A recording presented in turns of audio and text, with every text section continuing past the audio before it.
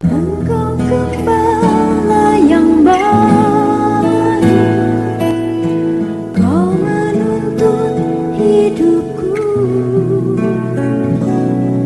dan bawaku ke air tenang,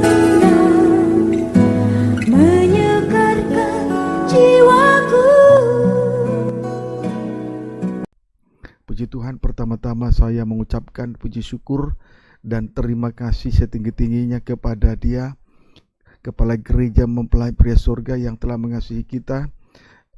Dia telah memberi kesempatan bagi kita, sekaligus menarik kita untuk berada di tengah-tengah perhimpunan ibadah Raya Minggu pada malam ini, semua tentu karena kemurahan Tuhan. Dan saya juga tidak lupa menyapa anak-anak Tuhan, umat Tuhan, hamba-hamba Tuhan yang sedang mengikuti pemberitaan firman Tuhan lewat live streaming video internet, YouTube, Facebook, dimanapun Anda berada. Selanjutnya marilah kita mohonkan kemurahan dari Tuhan supaya kiranya Tuhan membukakan firman-Nya bagi kita malam ini. Puji Tuhan, sehingga ibadah ini betul-betul mengandung janji dan kuasa baik untuk masa sekarang maupun untuk masa yang akan datang. Di atas segalanya nama Tuhan dipermuliakan. Ibadah ini menjadi korban dan persembahan yang menyukakan hati Tuhan. Segera kita memperhatikan firman penggembalaan untuk ibadah Raya Minggu dari kitab Wahyu. Ya, dari kitab Wahyu pasal yang ke-12, dan sekarang kita berada pada ayat yang keempat. Bagian A, silakan. Demikian firman Wahyu Tuhan. 12 ayat 4a saja. Perempuan dan naga. Ya. Dan ekornya menyeret sepertiga dari bintang-bintang di langit dan melemparkannya ke atas bumi. Puji Tuhan. Dan ekornya menyeret sepertiga dari bintang-bintang di langit. Dan ekornya menyeret sepertiga dari bintang-bintang di langit dan melemparkannya ke atas bumi. Puji Tuhan. Pada minggu-minggu yang lalu kita sudah melihat bagian dari kepala dan tanduk dari naga merah padam yang besar pada ayat yang ketiga. Lalu pada ayat 4 bagian A dilanjutkan dengan peran dari ekornya yang menyeret sepertiga dari bintang-bintang di langit. Minggu lalu peran dari kepala dan 10 tanduk. Sekarang kita akan melihat peran dari ekor naga merah padam yang besar itu menyeret sepertiga dari bintang-bintang di langit. Menyeret sepertiga dari bintang di langit. Puji Tuhan. Haleluya. Menyeret sepertiga bintang di langit. Kalau kita melihat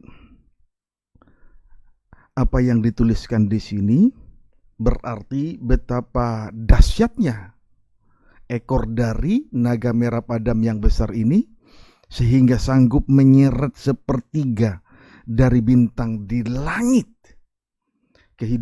Suatu kehidupan yang sangat ditinggikan, tetapi suatu kali nanti sepertiga dari kehidupan yang ditinggikan itu akan diseret oleh ekor naga merah padam yang besar itu. Puji Tuhan. Pertanyaannya, siapakah ekor ini? Siapa ekor ini? Siapa yang menjadi ekor di sini? Pertanyaannya, siapa yang menjadi ekor di sini? Mari kita melihat jawabannya di dalam Yesaya 19.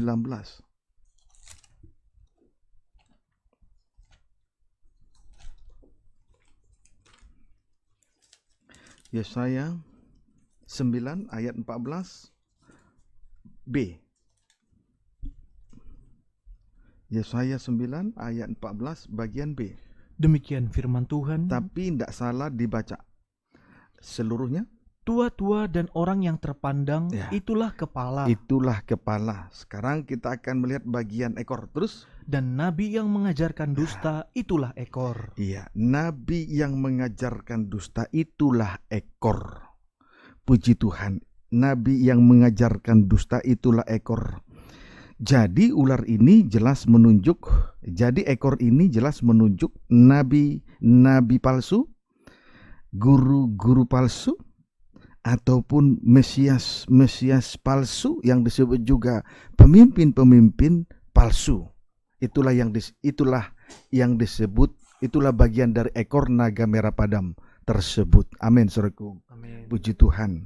Mari berkaitan dengan nabi-nabi palsu, guru-guru palsu, kita awali dulu dari Wahyu 13 ayat 1.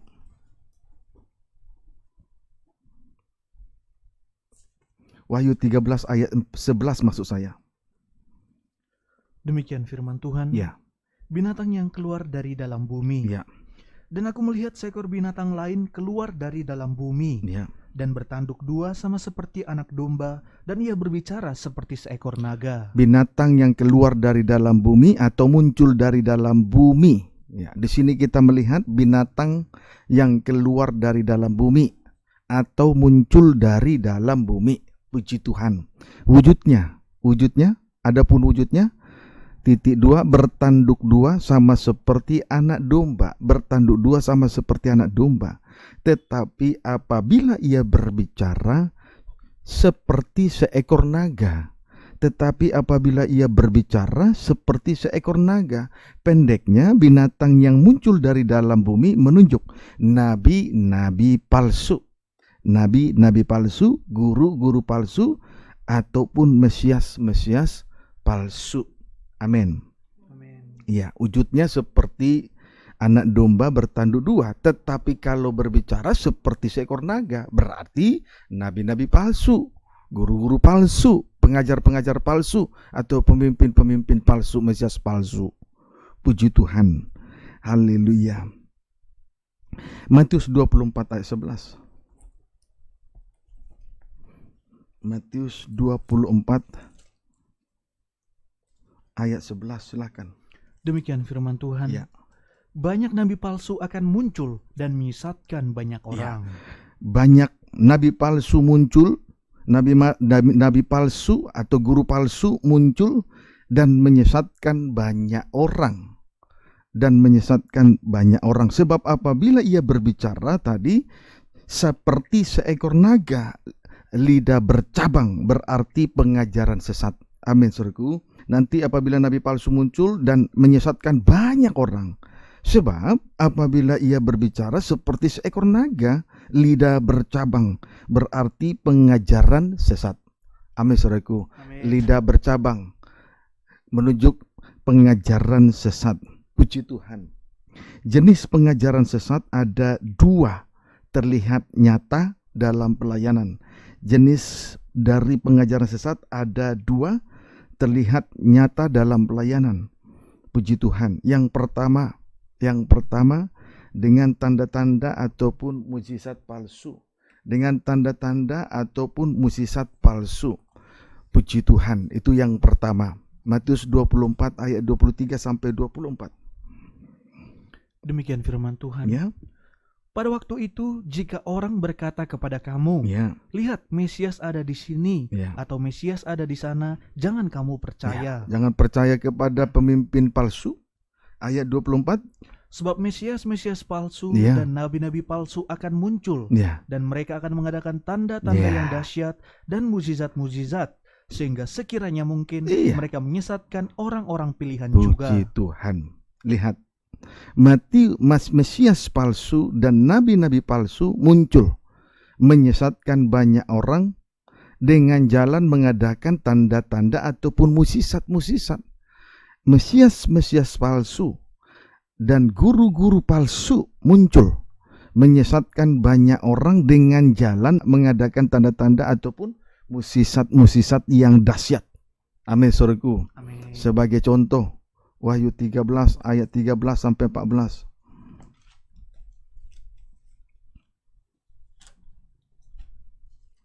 Wahyu 13 ayat 13 sampai dengan ayat 14. Namun pembacaan dimulai dari ayat 12. Demikian firman Ya, Tuhan. 13-14 pembacaan dari 12.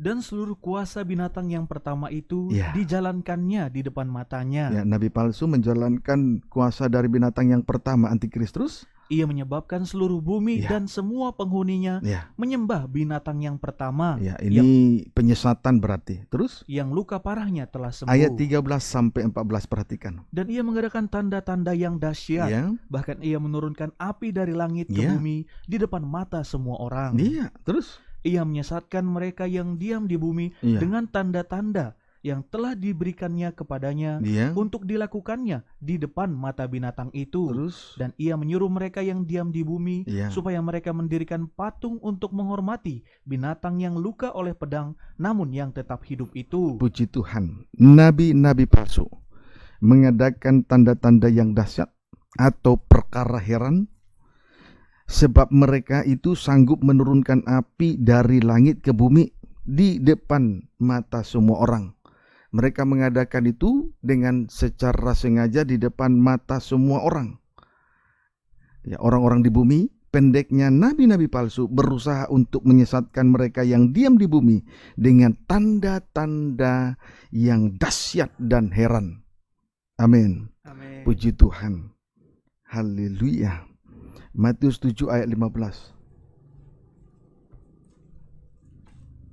Ini ayat yang lazim atau sering kita baca, tidak mengapa. Baca?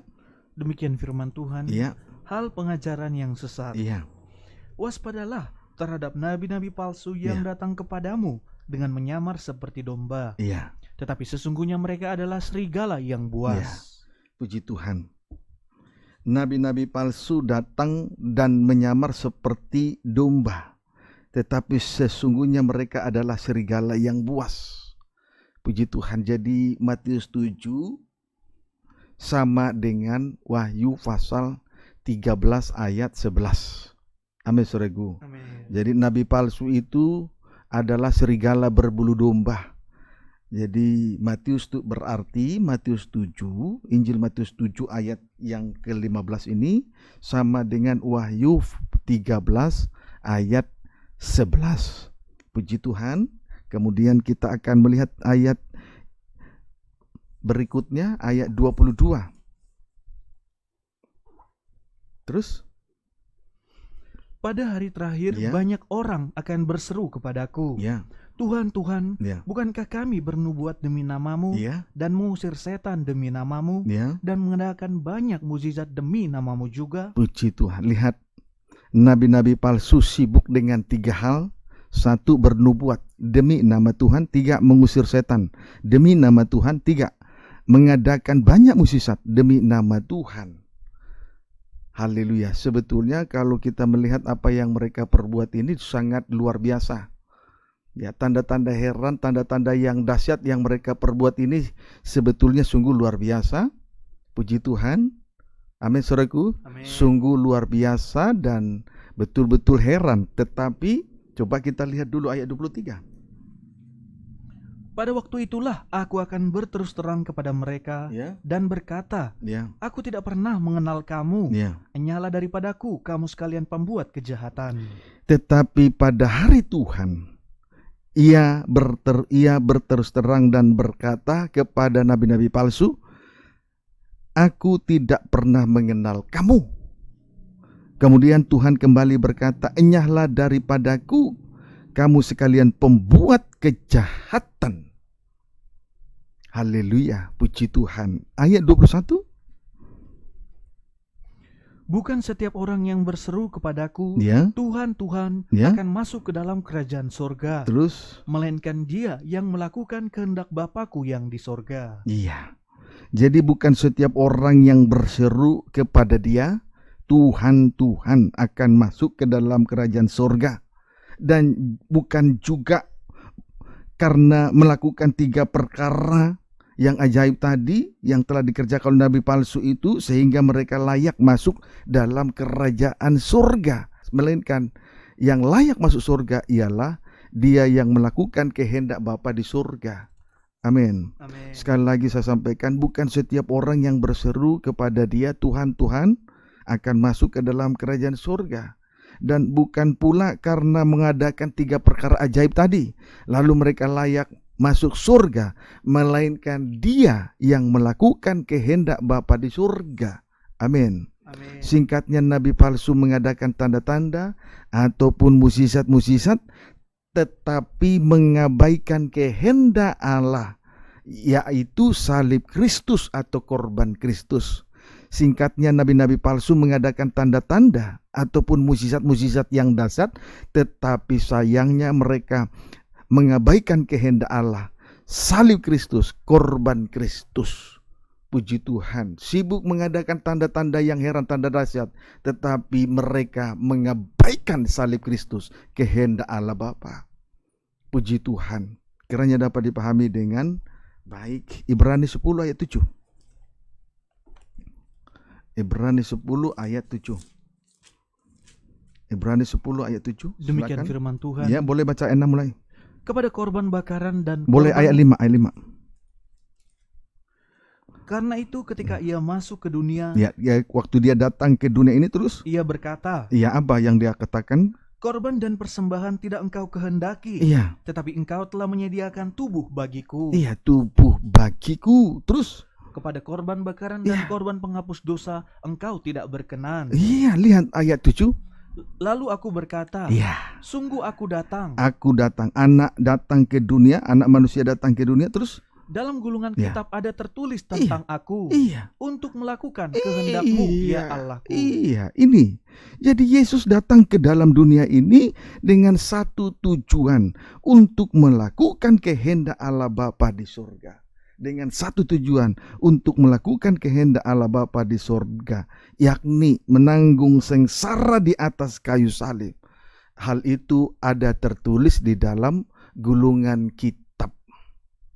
Hal itu ada tertulis di dalam gulungan kitab.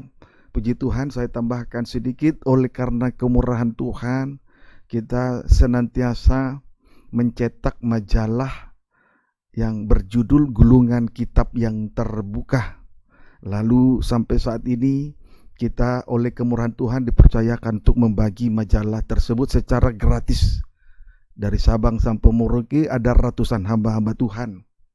Haleluya, kita berdoa terus supaya Tuhan terus sediakan dana biaya untuk biaya perangkap, biaya pengiriman kepada ratusan hamba Tuhan dari Sabang sampai Merauke. Puji Tuhan. Haleluya. Jadi Yesus datang ke dunia ini, saudaraku, untuk melakukan dunia ini dengan satu tujuan, untuk melakukan kehendak Allah Bapa di surga, yakni menanggung sengsara di atas kayu salib. Dan hal itu dengan jelas ditulis di dalam gulungan kitab yang terbuka. Puji Tuhan. Haleluya. Berarti kita sangat membutuhkan pembukaan firman yang indah-indah, supaya kehidupan kita ini menjadi indah-indah. Hidup, ibadah, pelayanan, nikah dan rumah tangga menjadi indah, sama seperti keindahan dari suasana surga. Puji Tuhan. Ayat yang ke-8. Di atas ia berkata, Ya, korban dan persembahan, iya, korban bakaran dan korban penghapus dosa iya. tidak engkau kehendaki. Iya, jadi bukan soal korban, bukan soal persembahan, bukan soal tanda-tanda heran, bukan soal mukjizat, tetapi yang terpenting adalah melakukan kehendak Allah Bapa. Puji Tuhan. Amin, saudaraku. Amin. Melakukan kehendak Allah Bapa. Kiranya dapat dipahami dengan baik. Ayat 10. Dan karena kehendaknya inilah kita telah dikuduskan satu kali untuk selama-lamanya Iya. oleh persembahan tubuh Yesus Iya. Kristus. Perlu untuk diketahui dengan pasti, gereja Tuhan dikuduskan oleh karena korban Kristus. Dikuduskan oleh karena korban Kristus, yaitu kehendak Allah. Jadi bukan karena mukjizat-mukjizat atau tanda-tanda heran yang telah diadakan oleh nabi-nabi palsu tadi. Amin, saudaraku. Amin. Kiranya dapat dipahami dengan baik. Jadi gereja Tuhan dikuduskan oleh korban Kristus. Tubuh Yesus yang dikorbankan di atas kayu salib, darahnya tercurah untuk menebus kehidupan kita ini, kehidupan yang sudah terjual kepada maut. Kiranya dapat dipahami dengan baik. Amin. Amin. Matius 26 ayat 42. Ya. Matius 26 ayat 42. Silakan. Demikian firman Tuhan. Ya. Di Taman Getsemani. Iya. Lalu ia pergi untuk kedua kalinya dan berdoa. Iya. Katanya, Iya. "Ya Bapakku, Ya Bapakku, inilah doa anak. Terus jikalau cawan ini tidak mungkin lalu, cawan ini tidak mungkin lalu. Terus kecuali apabila aku Iya. meminumnya, jadilah kehendak-Mu." puji Tuhan. Singkatnya, Yesus anak Allah harus menanggung penderitaan yang tidak harus ia tanggung. Tujuannya supaya kehendak Allah terlaksana olehnya. Amin, saudaraku. Amin. Supaya kehendak Allah terlaksana olehnya. Kesimpulannya, saudaraku, kesimpulan dari pelayanan dari nabi-nabi palsu tadi, kita akan lihat kembali membaca Matius pasal yang ke-7. Setelah kita melihat penjelasan singkat dari jenis pelayanan yang pertama, barulah kita mengambil kesimpulannya. Setelah tadi kita melihat perbandingan dengan pelayanan Yesus, ia telah melakukan kehendak Allah Bapa, menanggung penderitaan yang tidak harus ia tanggung sehingga kehendak Allah terlaksana. Puji Tuhan. Matius 7 ayat 16 baca. Demikian firman Tuhan. Boleh baca 15 sampai 16. Hal pengajaran yang sesat. Ya. Waspadalah terhadap nabi-nabi palsu yang Ya. datang kepadamu Ya. dengan menyamar seperti domba, Ya. tetapi sesungguhnya mereka adalah serigala yang buas. Ayat 16. Dari buahnya lah kamu akan Ya. mengenal mereka. Ya. Dapatkah orang memetik buah anggur dari semak duri Ya. atau buah ara dari rumput duri? Puji Tuhan. Kesimpulannya, dengan jenis pelayanan yang pertama ini, nabi-nabi palsu digambarkan dengan semak duri dan rumput duri. Nabi-nabi palsu digambarkan dengan semak duri ataupun rumput duri. Artinya, nabi-nabi palsu ini pelayanan mereka tidak akan berbuah. Ibadah pelayanan mereka tidak menghasilkan buah, selain hanya menyakiti dan menusuk dengan tajam orang-orang yang telah disesatkan tadi. Amin, saudaraku. Amin. Puji Tuhan. Haleluya. Kiranya dapat dipahami dengan baik. Saudaraku, kalau berbicara tentang onak duri dan rumput duri, jelas itu menuju kepada itulah buah pelayanan dari si pemalas, ladang si pemalas. Itulah buah dari ladang si pemalas. Puji Tuhan, kiranya dapat dipahami dengan baik. Amin, saudaraku. Amin. Jelas itu adalah buah pelayanan daripada si pemalas. Mengantuk sebentar, tidur sebentar, dan melipat tangan sebentar lagi untuk segera membaringkan dirinya. Tidak ada aktivitas, tidak ada kegiatan rohani. Puji Tuhan. Kalau kita ini adalah gereja Tuhan, rumah Tuhan, dan kita hidup di dalamnya, dan berada dengan lain kata berada di tengah-tengah ibadah dan pelayanan, berarti kita ada aktivitas, ada kegiatan roh di dalamnya. Kiranya dapat dipahami dengan baik. Amin, saudaraku. Amin. Ada aktivitasnya. Puji Tuhan. Dimulai dari halaman sampai berada di ruangan suci. Itulah posisi atau kedudukan yang bisa dijangkau oleh imam-imam. Puji Tuhan. Sesudah mereka membasuh kaki dan kedua tangan, barulah mereka masuk dalam ruangan suci untuk memperhatikan 3 macam alat yang ada di dalamnya. Meja roti, pelita emas, dan mezbah dupa. Puji Tuhan, itu merupakan kegiatan-kegiatan yang ada dalam ruangan suci. Meja roti, persekutuan dengan firman Allah dan persekutuan dengan tubuh dan darah Yesus. Pelita emas, persekutuan dengan Roh Kudus. Sedangkan mezbah dupa, persekutuan dengan doa penyembahan. Kiranya dapat dipahami dengan baik. Amin, saudaraku. Amin. Puji Tuhan. Kemudian jenis dari pengajaran sesat ada 2 terlihat nyata dalam pelayanan. Yang kedua, dengan dongeng atau cerita-cerita isapan jempol. Ya, dengan dongeng atau cerita-cerita isapan jempol. Kita awali dari 2 Timotius 4. Ya, dengan sederhana saja kita akan melihat jenis pelayanan yang kedua dari nabi-nabi palsu ini dalam 2 Timotius 4. 2 Timotius 4 ayat 3 sampai 4. Demikian firman Tuhan. Ya, Penuhilah panggilan pelayananmu, ya, karena akan datang waktunya. ada waktunya nanti terus Orang tidak dapat lagi menerima ajaran sehat, ajaran sehat terus. tetapi mereka akan mengumpulkan guru-guru menurut kehendaknya Iya. untuk memuaskan keinginan telinganya. Itulah nabi palsu, guru-guru palsu terus. Mereka akan memalingkan telinganya dari kebenaran Iya. dan membukanya bagi Puji dongeng. Tuhan. Guru-guru palsu, kesimpulannya guru-guru palsu menggantikan ajaran sehat atau kebenaran dengan ajaran lain, yaitu dongeng-dongeng nenek tua. Amin, saudaraku. Amin. Puji Tuhan. 2 Petrus 2 ayat 1 sampai 3.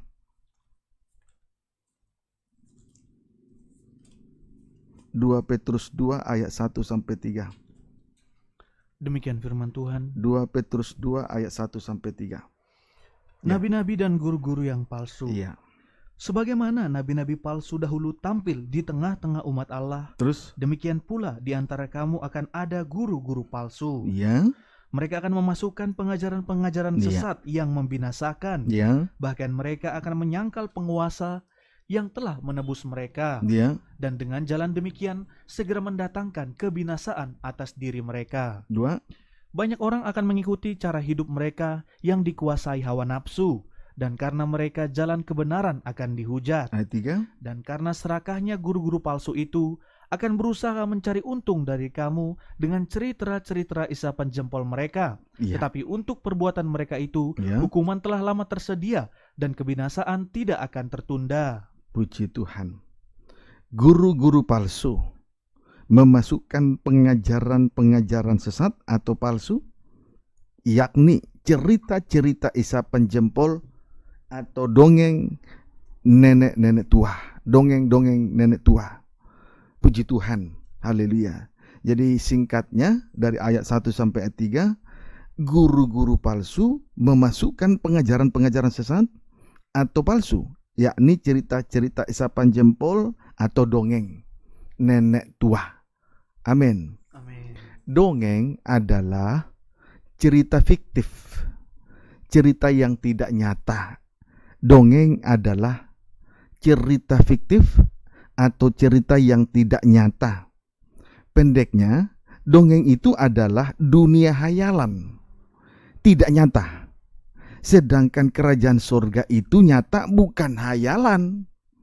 Amin, saudaraku. Amin. Puji Tuhan. Jadi jangan kita mau terkecoh dengan cara pelayanan nabi-nabi palsu dengan jenis yang kedua ini. Puji Tuhan. Mereka melayani dengan ajaran lain. Itulah dongeng isapan jempol. Saudaraku, sekali lagi, kerajaan surga itu nyata, bukanlah hayalan. Puji Tuhan. Hal itu ditulis dengan jelas dan pasti oleh Rasul Petrus. Ya, puji Tuhan. Jadi Rasul Petrus ini sangat memahami, saudaraku, geliat atau cara pelayanan dari nabi-nabi palsu ini. Kalau kita melihat dari 2 Petrus 2 ayat 1 sampai 3, dia tahu geliat atau model pelayanan dari nabi-nabi palsu. Sehingga kita pun akan diberikan suatu pengertian bahwa kerajaan surga itu bukan fiktif, bukan hayalan, tapi nyata. Puji Tuhan. Haleluya. Sebab itu, saudaraku, jangan kita mau menerima ajaran lain. Puji Tuhan. Jangan kita mau menerima ajaran lain. Puji Tuhan. Yang hanya untuk, saudaraku, menindakbobokkan kerohanian daripada gereja Tuhan. Sebab dongeng isapan jempol itu, kalau saya gambarkan, persis seperti bulu ayam. Sehelai bulu ayam lalu digirik-girik dalam telinga sampai nanti ketiduran, sampai mengalami ketiduran rohani. Jadi hanya untuk mengenakan telinga semata saja. Amin, saudaraku. Amin. Hayalan itu dongeng di tengah malam untuk menidurkan anak kecil. Kita tidak butuh dongeng. Kita butuh fakta yang pasti. Yesus mati di kayu salib. Amin, saudaraku. Puji Tuhan. Kita tidak butuh cerita fiktif.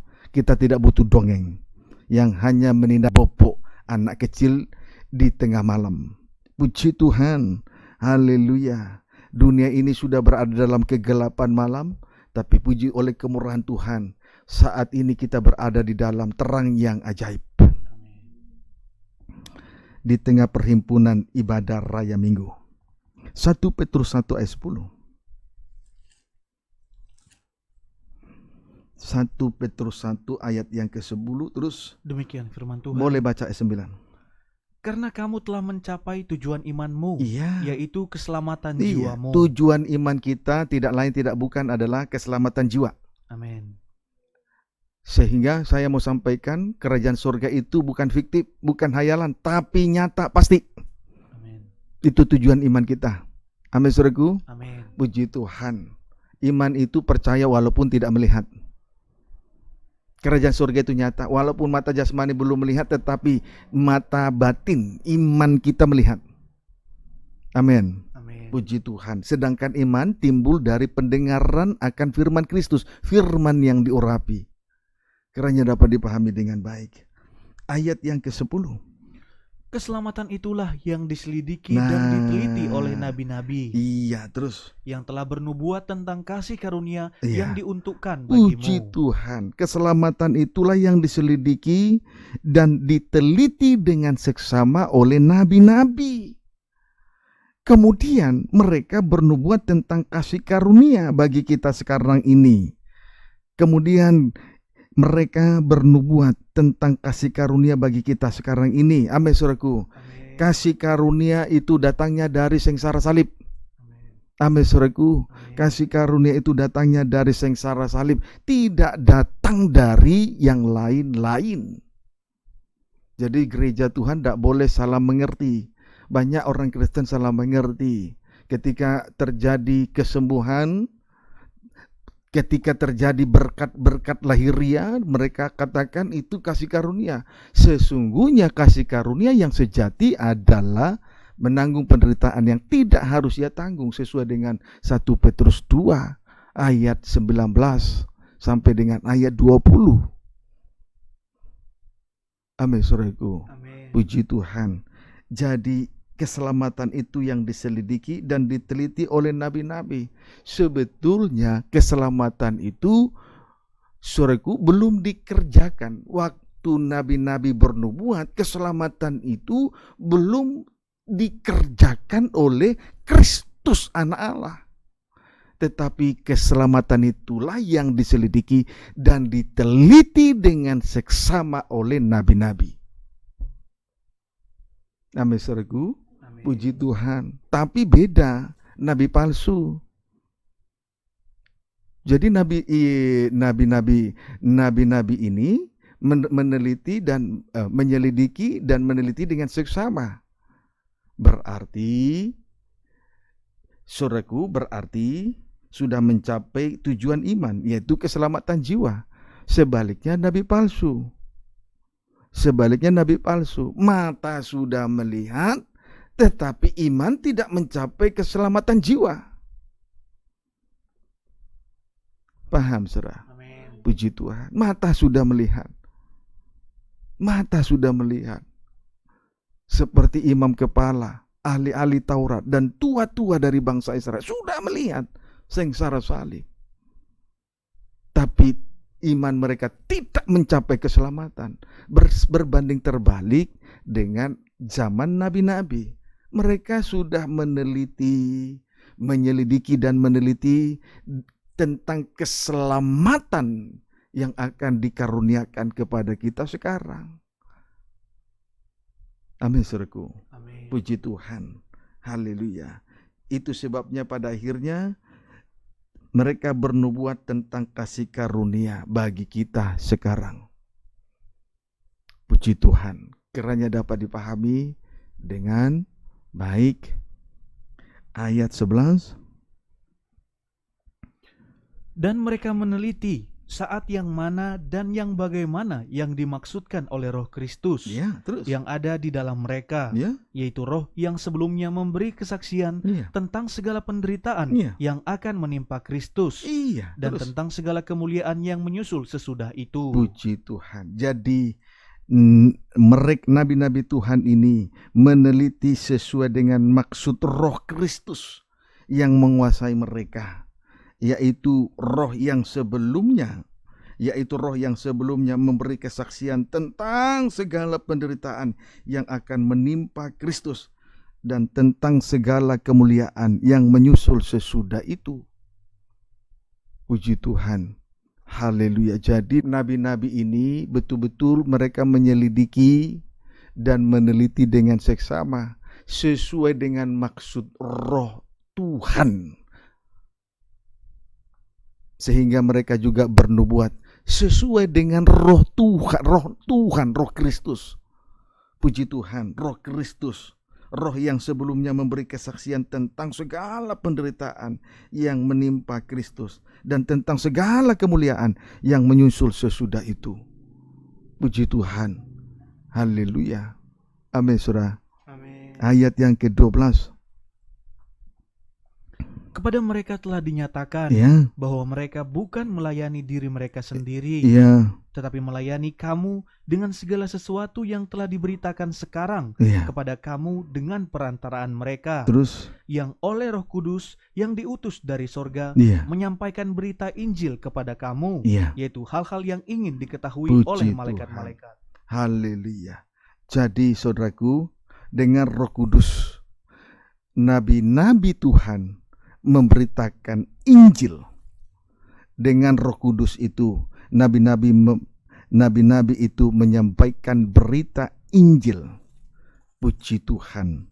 Haleluya. Jadi mereka tidak bernubuat palsu, tetapi memberitakan Injil menurut maksud Roh Kudus.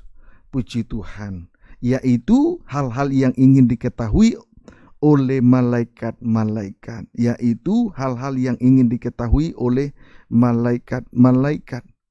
Puji Tuhan, saudaraku, sebetulnya malaikat sangat membutuhkan berita keselamatan, berita Injil, berita keselamatan. Tetapi berita ini tidak diperuntukkan bagi malaikat-malaikat, selain diperuntukkan bagi kita sekarang. Puji Tuhan. Diperuntukkan kepada jiwa kita masing-masing yang masih memiliki tubuh dan darah.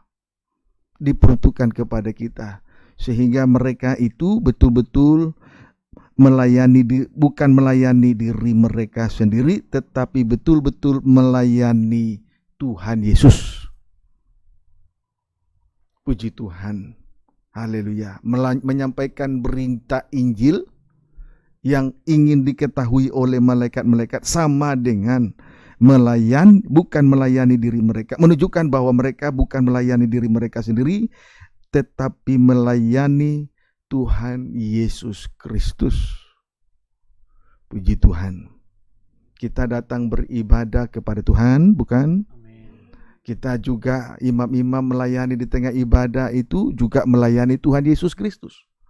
Tidak ada kepentingan pribadi dan tidak ada kepentingan kelompok dan kepentingan golongan di situ. Puji Tuhan. Ayat 16, 2 Petrus 1 ayat 16.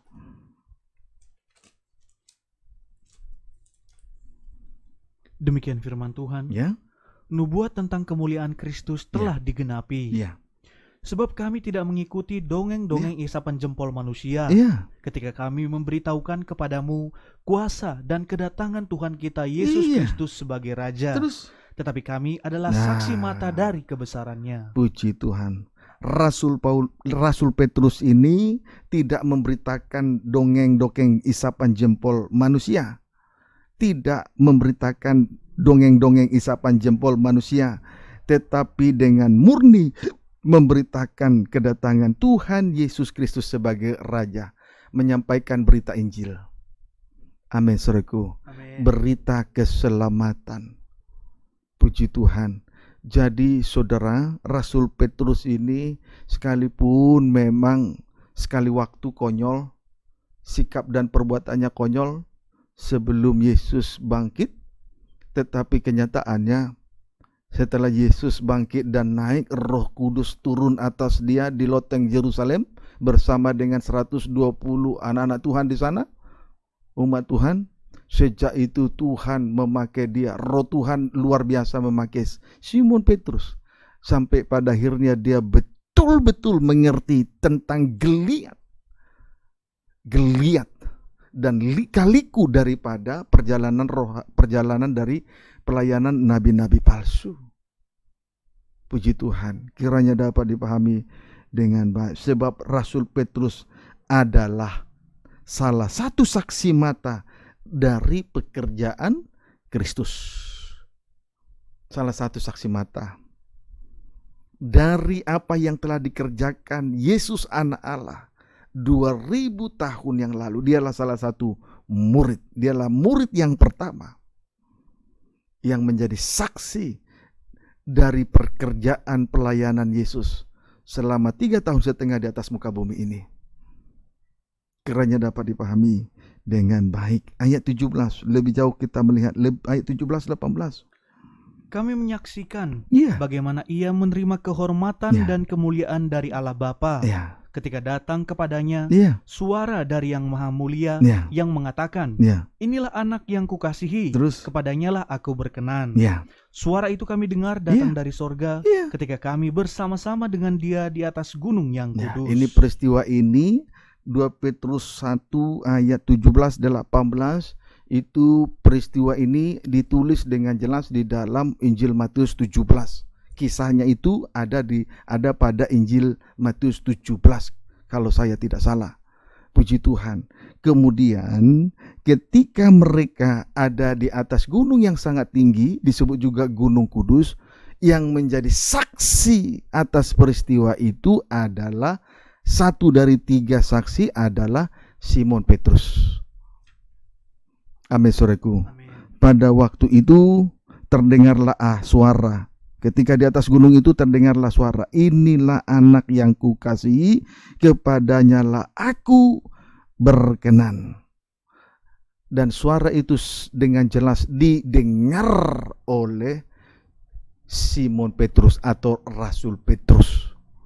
Puji Tuhan. Jadi dia betul-betul menjadi saksi dari perjalanan pelayanan Yesus selama 3,5 tahun di atas muka bumi ini, sehingga dengan perjalanan pelayanan Yesus Kristus dia bisa mengerti dan membedakan antara pelayanan yang sehat dengan ajaran yang tidak sehat dari nabi-nabi palsu. Amin, saudaraku. Puji Tuhan. Haleluya. Kiranya dapat dipahami dengan baik. Ayat 19 terlebih dahulu. Ayat 19 lagi. Dengan demikian kami makin diteguhkan oleh Iya. firman yang telah disampaikan Iya. oleh para nabi. Semakin diteguhkan. Oleh sebab itu Rasul Petrus semakin diteguhkan oleh firman yang telah disampaikan oleh para nabi. Semakin diteguhkan oleh firman nubuatan. Sebab dia sendiri telah menuliskannya tadi di dalam 1 Petrus 1 ayat 9 sampai dengan ayat 12. Amin, saudaraku. Amin. Di mana tadi nabi-nabi Tuhan menyelidiki dan meneliti dengan seksama tentang pekerjaan keselamatan yang dikerjakan oleh Yesus di kayu salib. Lalu kemudian setelah dia melihat peristiwa ketika Yesus ada di atas gunung dipermuliakan oleh Bapa, hatinya semakin diteguhkan oleh firman nubuatan itu. Jadi peristiwa mereka di atas gunung, di mana waktu itu Yesus dipermuliakan, yang menjadi saksi dari 3 saksi, satu dari 3 saksi Simon Petrus, dan dia sesuai dengan nubuatan dari firman, sehingga dia semakin diteguhkan oleh firman nubuatan. Puji Tuhan. Itulah tujuan iman, keselamatan jiwa kita masing-masing. Iman itu percaya walaupun tidak melihat. Amin, saudaraku. Demikian juga nabi-nabi. Mereka tidak melihat pekerjaan keselamatan di atas kayu salib, tapi mereka sudah menyelidiki dan meneliti dengan seksama sesuai dengan maksud Roh Kudus. Kiranya dapat dipahami dengan baik. Puji Tuhan. Terus baca lagi. Dengan demikian, kami makin diteguhkan oleh firman yang telah disampaikan oleh para nabi. Bagian B, alangkah baiknya kalau kamu memperhatikannya sama seperti memperhatikan pelita yang Ya, bercahaya iya, di terus tempat yang gelap sampai fajar Iya. menyingsing dan bintang timur terbit bersinar di dalam hatimu. karena Rasul Petrus ini telah diteguhkan oleh firman nubuatan, maka selanjutnya pengalaman yang sama itu, saudaraku, pengalaman itu membuat dia dan berkata kepada kita sekarang ini, alangkah baiknya kalau kamu memperhatikannya sama seperti memperhatikan pelita yang bercahaya di tempat yang gelap sampai fajar menyingsing dan bintang timur terbit bersinar di dalam hatimu. Puji Tuhan. Haleluya. Jadi karena dia sudah diteguhkan oleh firman nubuatan, dia juga menghimbau supaya kita juga kiranya mau memperhatikan firman nubuatan itu, supaya kita juga diteguhkan oleh firman nubuatan secara khusus tentang keselamatan yang dikerjakan oleh Yesus Kristus anak Allah 2000 tahun yang lalu di atas kayu salib. Keuntungannya kalau kita memperhatikan pekerjaan keselamatan sesuai dengan firman nubuatan atau sesuai dengan firman yang disampaikan oleh para nabi, sama dengan memperhatikan pelita yang bercahaya di tempat yang gelap, sama dengan memperhatikan pelita yang bercahaya di tempat yang gelap. Puji Tuhan. Haleluya. Berarti hati kita ini diterangi oleh Tuhan. Hati kita ini diterangi oleh Tuhan. Fajar menyingsing, hati kita ini diterangi oleh Tuhan. Sama dengan fajar menyingsing. Melepaskan kita dari kegelapan sampai berada fajar menyingsing, berada dalam terang. Hati kita diterangi. Kiranya dapat dipahami dengan baik. Tidak berhenti sampai di situ. Tidak berhenti hanya sampai fajar menyingsing hati kita diterangi, tetapi juga bintang timur terbit bersinar di dalam hati. Bintang timur terbit bersinar di dalam hati. Yesus adalah bintang timur yang gilang gemilang. Dialah yang menjadi petunjuk bagi kehidupan kita. Pekerjaan keselamatan menjadi petunjuk bagi kita untuk menuntun kehidupan kita sampai kepada keselamatan yang kekal. Sebab itu saya mau sampaikan bahwa kerajaan surga itu bukan fiktif, bukan hayalan, tapi nyata. Amin. Biarlah bintang timur terbit bersinar di dalam hati kita. Yesus adalah bintang timur gilang gemilang yang menjadi petunjuk bagi kita untuk menuntun perjalanan gereja Tuhan sampai tiba pada tujuan. Kiranya dapat dipahami dengan baik. Ayo perhatikanlah firman nubuatan. Secara khusus pekerjaan keselamatan yang diselidiki dan diteliti oleh para nabi-nabi. Kiranya dapat dipahami dengan baik. Ayat 20 sampai 21. Yang terutama harus kamu ketahui ialah bahwa nubuat-nubuat dalam kitab suci tidak boleh ditafsirkan menurut kehendak sendiri. Terus sebab tidak pernah nubuat dihasilkan oleh kehendak manusia, tetapi oleh dorongan Roh Kudus, orang-orang berbicara atas nama Allah. Perlu untuk diketahui, nubuat-nubuat dalam kitab suci tidak boleh ditafsirkan menurut kehendak sendiri. Firman nubuatan tidak boleh diteguhkan oleh dongeng isapan jempol. Amin, saudaraku. Sebab tidak pernah nubuatan dihasilkan oleh kehendak manusia, termasuk dongeng isapan jempol, tetapi oleh dorongan Roh Kudus. Nabi-nabi berbicara atas nama Allah, tetapi oleh dorongan Roh Kudus nabi-nabi berbicara atas nama Allah. Puji Tuhan, supaya kita tidak sesat. Amin. Puji Tuhan. Haleluya. Kita bersyukur karena rahmat dan kasih karunia-Nya yang dianugerahkan kepada kita. Karena kita yakin dengan firman nubuatan secara khusus keselamatan yang diselidiki dan diteliti dengan seksama oleh nabi-nabi. Dan mereka meneliti dan menyelidiki dan menelitinya dengan seksama sesuai dengan maksud Roh Kudus. Kiranya dapat dipahami dengan baik sehingga nanti perjalanan rohani kita tiba sampai pada tujuan. Amin. Puji Tuhan, sama dengan bintang timur terbit bersinar di dalam hati kita masing-masing. Puji Tuhan. Maka dalam hal ini baik Petrus maupun Paulus berjuang bersama-sama di dalam hal menyampaikan berita Injil yang ingin diketahui oleh malaikat-malaikat. Berita Injil menunjuk ajaran sehat dan murni. Itulah pengajaran salib atau perjalanan Yesus, pelayanan dan perjalanan pelayanan Yesus selama 3,5 tahun di atas muka bumi ini. Itulah berita Injil. Itulah yang disebut Injil sepenuh.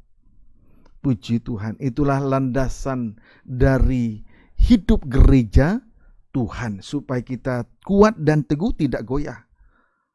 Puji Tuhan, saya jadi teringat dalam Injil Matius pasal 16. Orang lain berkata Yesus adalah Yohanes Pembaptis, seorang yang besar, tetapi belum cukup untuk menjadi landasan. Kalau kita ikut Tuhan karena dia hanya seorang yang besar, pejabat tinggi orang besar, belum cukup menjadi landasan hidup dari gereja Tuhan.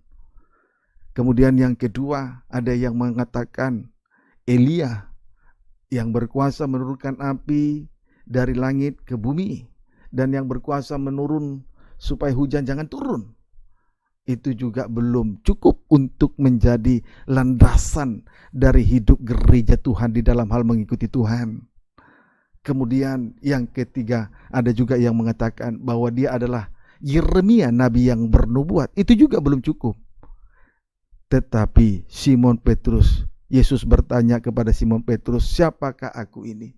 Simon Petrus menjawab Yesus dengan lengkap, yaitu Mesias, anak Allah yang hidup.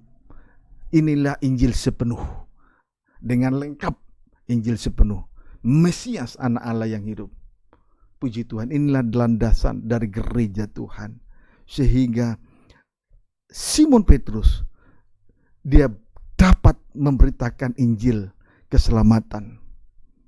Itulah keselamatan yang diselidiki dan diteliti oleh para nabi-nabi sesuai dengan maksud Roh Kudus.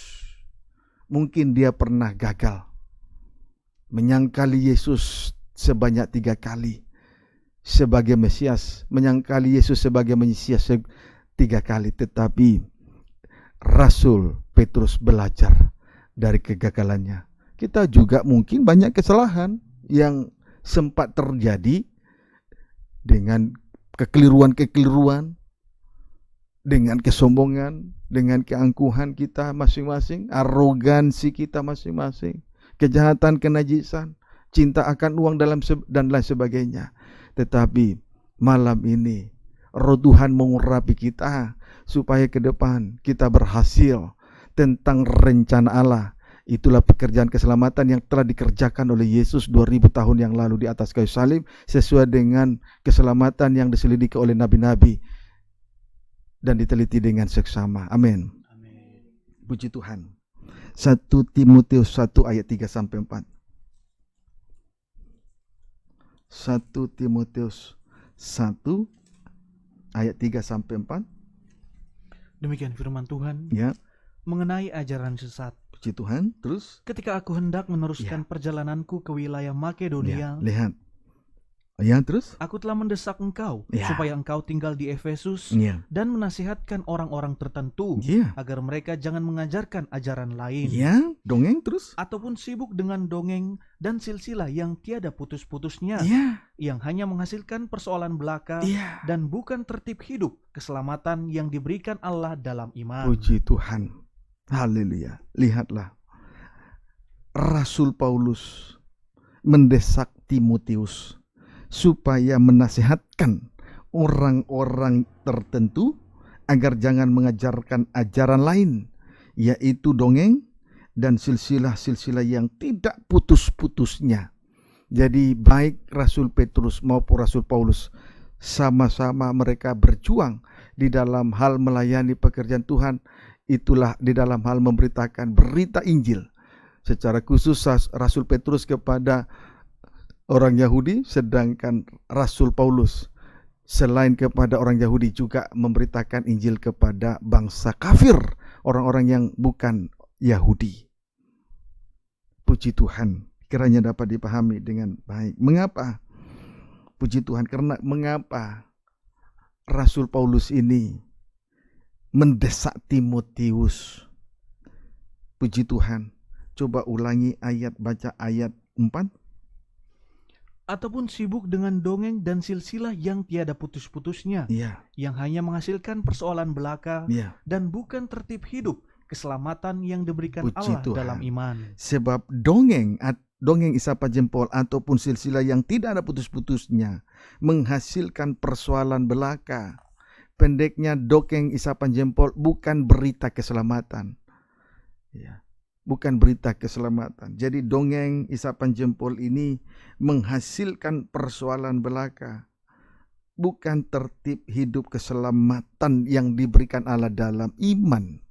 Puji Tuhan, kiranya dapat dipahami dengan baik. Tetapi sangat disayangkan, banyak orang Kristen lebih menyukai cerita isapan jempol, dongeng nenek tua, tahayul, silsilah-silsilah yang tidak ada putus-putusnya. Umpama menyampaikan 1 atau 2 ayat firman, lalu ditambahkan, disertakan dengan si kancil, si kura-kura, si buaya, dan lain sebagainya. Apalagi disertai dengan lucu-lucu, menganggap bahwa hamba Tuhan itu dipakai dengan heran. Sebetulnya ini pemikiran yang sangat keliru saja. Mohon saya dimaafkan. Puji Tuhan. 1 Timotius 6 ayat 3-5. 1 Timotius 6 ayat 3. 1 Timotius 6 ayat 3-5. Demikian firman Tuhan. Bolehlah baca ayat 2b, judulnya? Mengenai penyakit bersilat kata dan Iya. mengenai cinta uang. Iya. Jadi dongeng itu ada kaitannya dengan cinta uang, Saudara. Baca. Ajarkanlah dan nasihatkanlah semuanya ini. Ayat 3. Jika seorang mengajarkan ajaran lain Iya. dan tidak menurut perkataan sehat, Tidak mengajarkan ajaran sehat terus. yakni perkataan Tuhan kita Yesus Kristus, Iya. dan tidak menurut ajaran yang sesuai dengan ibadah kita, Ibadah yang sehat terus. ia adalah seorang yang berlagak Nah, tahu, dia berlagak tahu saja sebetulnya terus. padahal tidak tahu Tidak apa-apa. tahu apa-apa. Mohon maaf, Alkitab yang mengatakan.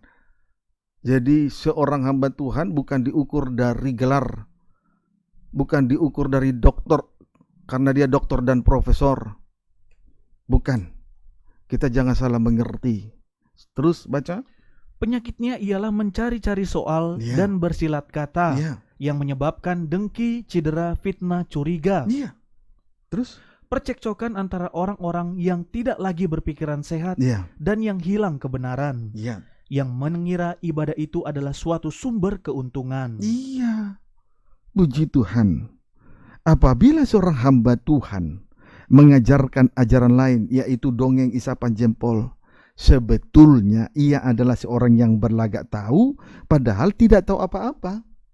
Jadi ukuran pemakaian seorang hamba Tuhan bukan dilihat dari pasi lidah, bukan dilihat dari dongeng isapan jempol, karena dia pandai melucu, ataupun mungkin karena gelar doktor ataupun profesor. Bukan. Malah di sini kalau seorang hamba Tuhan mengajarkan dongeng isapan jempol, sebetulnya ia adalah seorang yang berlagak tahu saja. Padahal tidak tahu apa-apa soal kebenaran keselamatan iman. Mohon maaf, ini Alkitab yang mengatakan. Hanya berlagak tahu saja. Seolah-olah dia mengerti tentang pekerjaan keselamatan. Tapi sebetulnya tidak tahu apa-apa. Dia berlagak tahu padahal tidak tahu apa-apa. Maka kalau orang Kristen tidak tanggap dengan apa yang dinyatakan oleh Rasul Paulus sesuai dengan nasihatnya kepada Timotius, maka kita ini adalah kehidupan yang sangat malang. Apalagi kedatangan Tuhan sudah tidak lama lagi.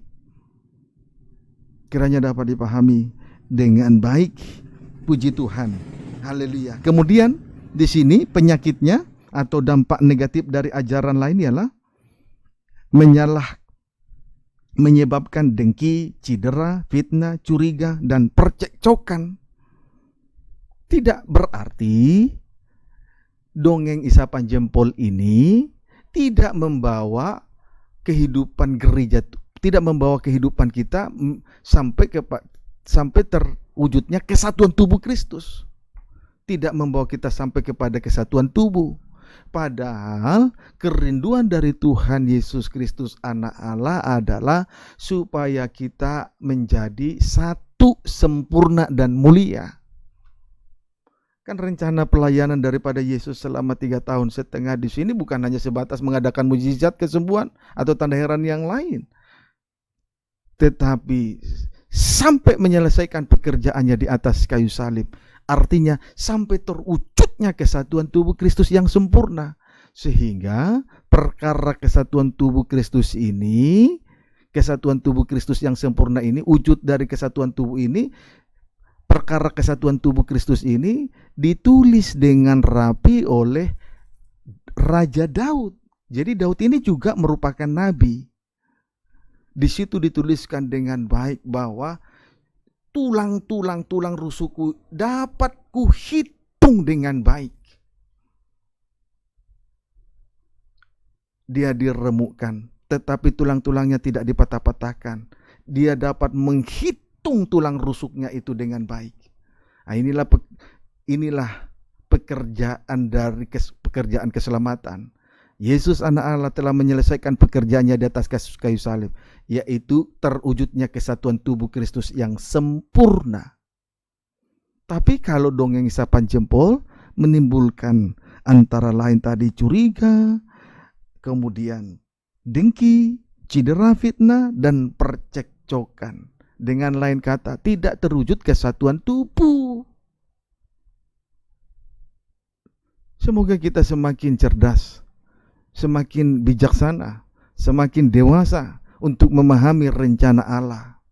Pilih mana, kesenangan sesaat lewat dongeng isapan jempol atau keselamatan yang telah diselidiki dan diteliti dengan seksama oleh para nabi tadi sesuai dengan maksud Roh Kudus.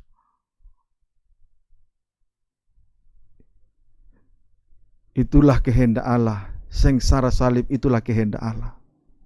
Kiranya dapat dipahami dengan baik. Amin, saudaraku.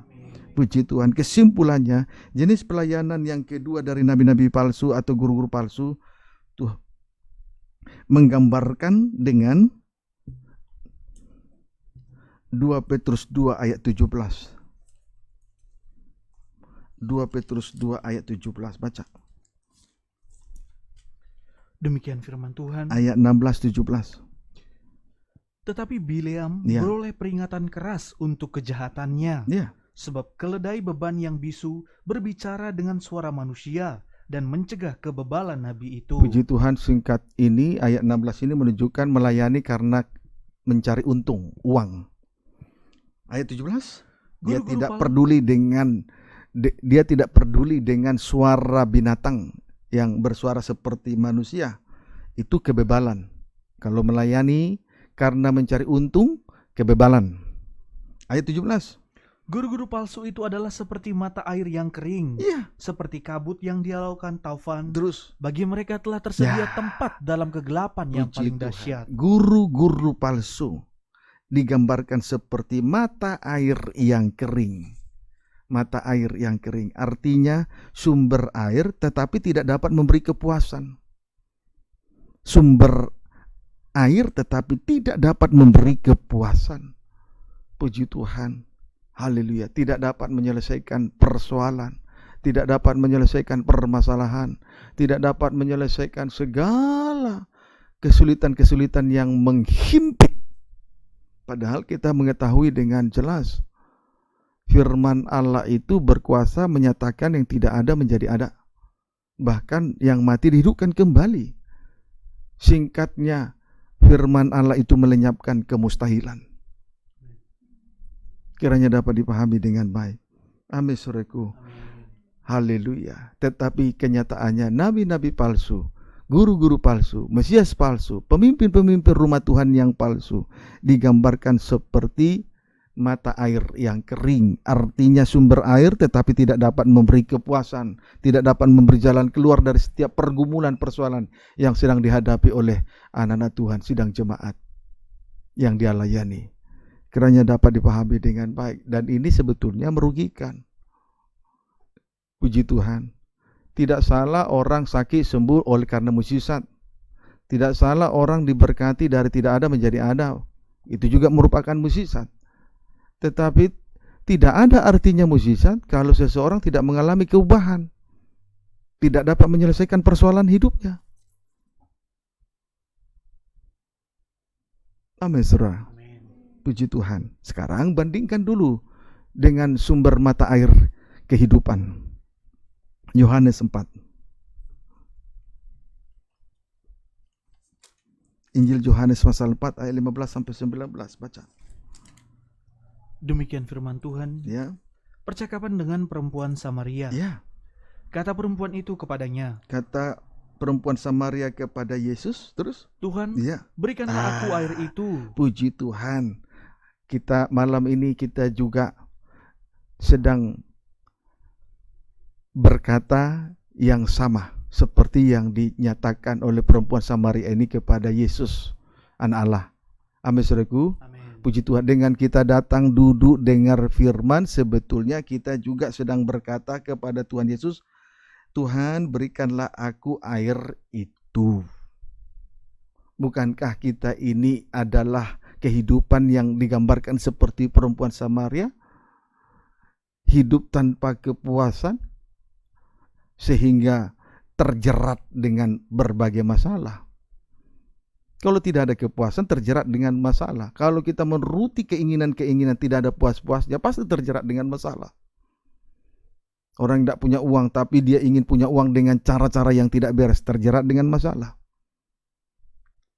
Kalau menuruti keinginan-keinginan tidak ada puas-puasnya, pasti satu kali kelak akan terjerat dengan masalah. Nah, ini juga yang dialami oleh perempuan Samaria ini. Puji Tuhan. Haleluya. Tidak salah menuntut ilmu setinggi-tingginya, tapi jangan sampai karena keinginan daging mencari kepuasannya, akhirnya tinggalkan Tuhan, tinggalkan ibadah, tinggalkan pelayanan, termasuk perkara-perkara yang lain. Amin, saudaraku. Terus baca. Supaya aku tidak haus dan tidak usah datang lagi ke sini untuk menimba air. Ya, terus. Kata Yesus kepadanya, ya, pergilah, panggillah suamimu dan datang ke sini. Puji Tuhan. Terus. Kata perempuan itu, ya, aku tidak mempunyai suami. Ya. Kata Yesus kepadanya, ya, tepat katamu bahwa engkau tidak mempunyai suami. Ya, terus. Sebab engkau sudah mempunyai 5 suami, ya, dan yang ada sekarang padamu bukanlah suamimu. Ya. Dalam hal ini engkau berkata benar. Puji Tuhan. Di sini kita melihat bahwa sebelum bertemu dengan Yesus, sebetulnya perempuan Samaria ini sudah hidup dengan 5 laki-laki, dan ya ditambah satu lagi pada saat Yesus berbicara, satu laki-laki pada saat Yesus berbicara, berarti seluruhnya ada 6, menunjukkan bahwa perempuan Samaria ini tidak hidup dalam, tidak dipuaskan, rasa dahaganya belum dipuaskan. Amin, saudaraku. Dia haus dengan laki-laki, belum dipuaskan dengan rasa dahaganya. Tetapi ketika dia berjumpa dengan sumber mata air kehidupan, kehidupannya, rasa dahaganya dipuaskan. hidup nikahnya disucikan. Hidupnya disucikan, nikahnya disucikan. Puji Tuhan. Singkat cerita, ia dibebaskan dari dosa kenajisan. Sebab dahulu dia tidak puas dengan 1, 2, 3 laki-laki. Puji Tuhan. Akhirnya dia bertemu dengan sumber mata air kehidupan. Laki-laki yang ketujuh, Yesus Kristus. Dia memuaskan rasa dahaganya. Kalau berbicara hari ketujuh itu hari perhentian. Di situ ada kepuasan. Memuaskan rasa dahaga. Masalah diselesaikan. Amin, saudaraku. Puji Tuhan. Firman Tuhan dinyatakan bagi kita malam ini. Setelah firman itu dinyatakan, apakah kita datang kepada Tuhan dan segera mengakui seperti pengakuan daripada perempuan Samaria ini? Pada ayat 16 kata Yesus kepadanya, pergilah panggillah suamimu dan datang ke sini. Kata perempuan itu, aku tidak mempunyai suami. Kata Yesus kepadanya, tepat katamu bahwa engkau tidak mempunyai suami. Malam ini firman Tuhan sudah menghampiri kita. Sekarang apakah kita mau datang mengakui dosa kita? Seperti perempuan Samaria mengakui dosa? Apa? Rasa dahaga yang belum puas apa? Yang belum selesai? Soal kenajisan, soal keuangan, soal ambisi, kedudukan jabatan, pekerjaan, apa? Malam ini firman Tuhan menghampiri kita. Sekarang dari sisi kita, dari pihak kita, apa kita segera datang mengakui segala kekurangan kita? Puji Tuhan. Tetapi kalau kita datang dengan jujur, malam ini Tuhan akan beri kepuasan kepada kita. Sebab dia adalah mata air kehidupan yang akan memuaskan rasa dahaga kita, menyelesaikan masalah kita, memulihkan keadaan kita, hidup, ibadah, pelayanan, nikah dan rumah tangga, ekonomi, semuanya pekerjaan dipulihkan, dipuaskan. Asal yakin dan percaya kepada sumber mata air kehidupan. Bukan percaya kepada dongeng nenek tua isapan jempol. Kiranya dapat dipahami dengan baik. Sampai akhirnya perempuan Samaria ini menjadi suatu kesaksian yang besar. Bukan kesaksian kecil, suatu kesaksian besar di kota Samaria. Dan ia pun hidup dalam penyembahan yang benar. Dan lewat ibadah ini Tuhan sedang memimpin kehidupan kita sampai kepada penyembahan yang benar. Itulah puncak ibadah. Amin, saudaraku. Kemudian perempuan Samaria itu juga meninggalkan tempayannya, kehidupan yang lama, manusia daging. Tempayan tanah liat itu menunjuk kepada manusia daging. Dan sekarang hidupnya menjadi tempayan rohani, tempatnya air kehidupan. Sehingga dia menjadi suatu kesaksian yang besar. Dia mengakui pribadi Mesias. Itulah Kristus yang diurapi. Berarti menempatkan Kristus sebagai kepala. Amin, saudaraku. Sedangkan Mesias, boleh baca ayat 25 dulu? Jawab perempuan itu kepadanya, aku tahu bahwa Mesias akan datang, yang disebut juga Kristus. Apabila ia datang, ia akan memberitakan segala sesuatu kepada kami. Aku tahu bahwa Mesias akan datang. Dia mengakui pribadi yang diurapi. Puji Tuhan. Mesias artinya yang diurapi. Dalam Alkitab ada pemimpin-pemimpin yang diurapi dalam Alkitab, antara lain Raja, 1, 2, imam-imam, 3, nabi. Puji Tuhan. Kemudian di sini dilanjutkan yang disebut juga Kristus. Puji Tuhan. Kepala dari sidang jemaat. Amin, saudaraku. Kristus adalah kepala dari sidang jemaat. Haleluya. Lebih sempurna lagi dari pemimpin-pemimpin yang lain. Kiranya dapat dipahami dengan baik. Puji Tuhan, kita bersyukur sampai sejauh itu Tuhan memimpin kehidupan rohani daripada perempuan Samaria. Jadi tidak hanya berhenti sampai kepada air kehidupan yang memberi kepuasan dari rasa dahaga, sehingga dia lepas dari rasa dahaganya. Tidak, tetapi juga memimpin kehidupan rohaninya sampai kepada penyembahan yang benar. Dan menempatkan Kristus sebagai kepala. Dan akhirnya dia menjadi suatu kesaksian yang sangat besar di kota Samaria. Sehingga banyak orang Samaria percaya bahwa Yesus Kristus Tuhan dan Juru Selamat. Kiranya dapat dipahami dengan baik. Amin, saudaraku. Haleluya. Bandingkan dengan ayat 19. Oh, sudah? Baca lagi ayat 19. Kata perempuan itu kepadanya, Tuhan, nyata sekarang padaku bahwa engkau seorang nabi. Nyata sekarang padaku bahwa engkau seorang nabi. Puji Tuhan. Inilah ajaran yang sehat dan murni. Amin, saudaraku. Amin. Inilah ajaran yang sehat dan murni. Kiranya dapat dipahami dengan baik. Puji Tuhan. Haleluya. Sekarang pertanyaannya, mengapa nabi-nabi palsu atau guru-guru palsu melayani dengan menggunakan pelayanan yang kedua tersebut? Jenis pelayanan yang kedua tersebut. Jawabnya 2 Petrus 2 ayat 1 sampai 3. 2 Petrus 2 ayat 1 sampai 3.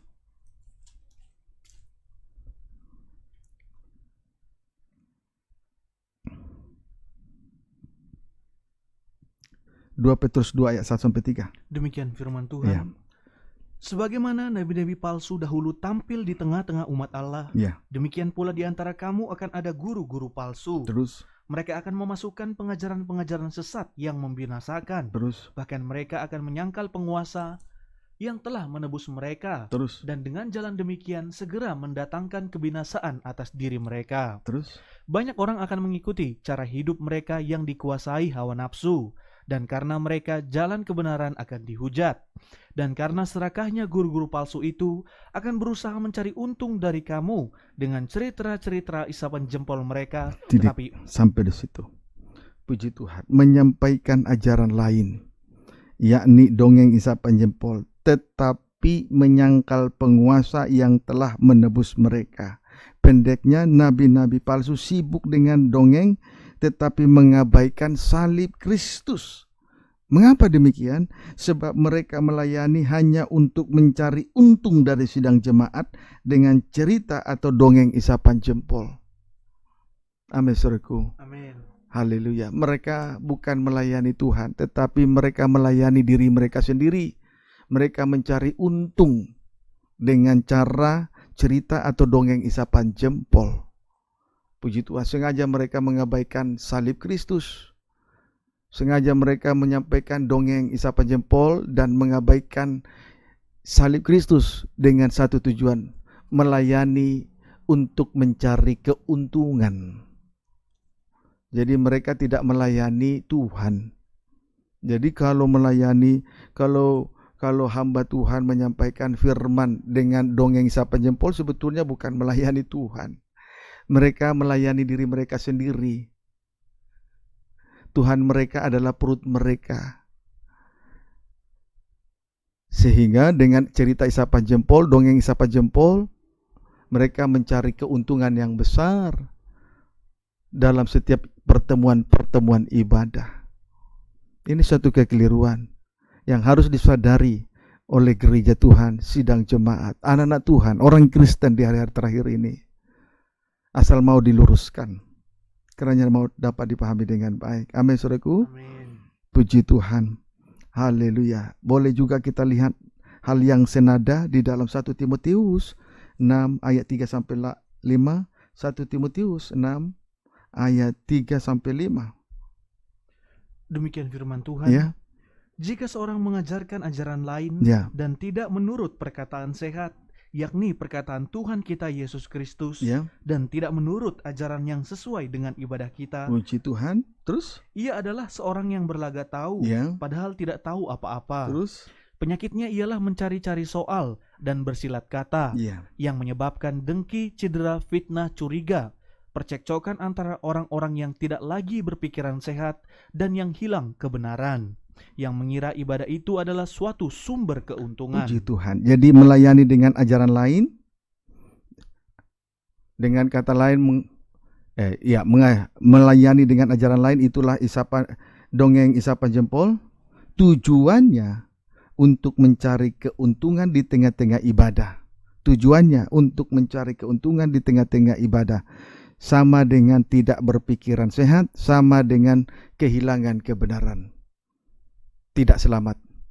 Amin, saudaraku. Amin. Melayani dengan ajaran lain, itulah menyampaikan dongeng isapan jempol. Tujuannya mencari keuntungan di tengah-tengah ibadah, sama dengan tidak berpikiran sehat, sama dengan kehilangan kebenaran.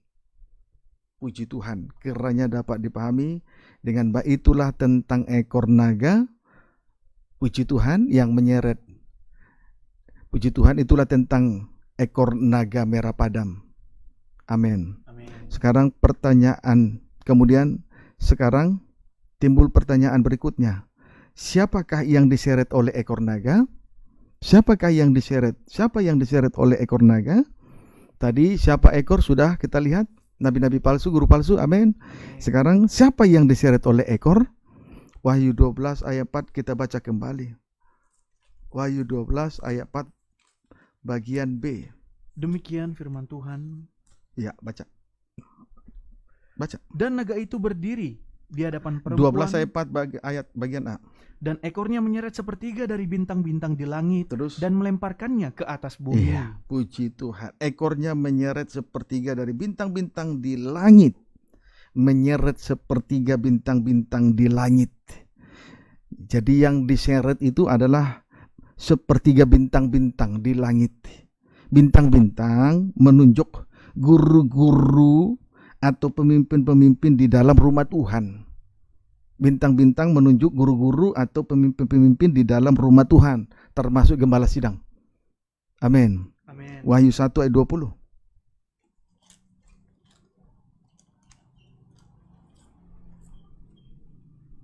Ya, baca. Demikian firman Tuhan. Ya.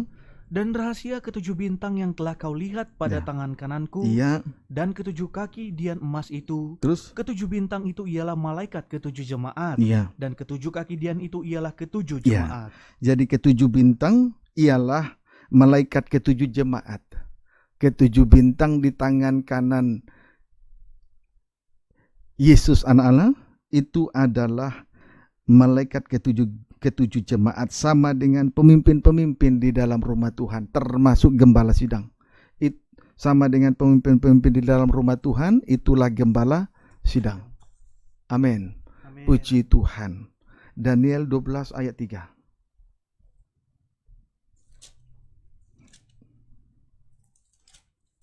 Daniel 12 ayat 3, baca. Demikian firman Tuhan. Ya. Dan orang-orang bijaksana akan bercahaya seperti cahaya cakrawala. Bintang di cakrawala terus. Dan yang telah menuntun banyak orang kepada kebenaran. Pemimpin-pemimpin dalam rumah Tuhan terus. Seperti bintang-bintang tetap untuk selama-lamanya. Puji Tuhan. Bintang-bintang di cakrawala menunjuk orang-orang bijaksana atau pemimpin-pemimpin di dalam rumah Tuhan. Jadi sepertiga dari bintang-bintang di langit akan dilemparkan ke bumi. Akan dilemparkan ke bumi. Puji Tuhan. Bumi menunjuk perkara-perkara di bawah atau perkara lahiriah. Amin. Puji Tuhan. Matius 23. Matius 23.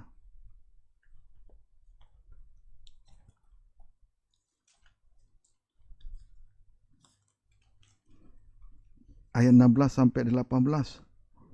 Demikian firman Tuhan.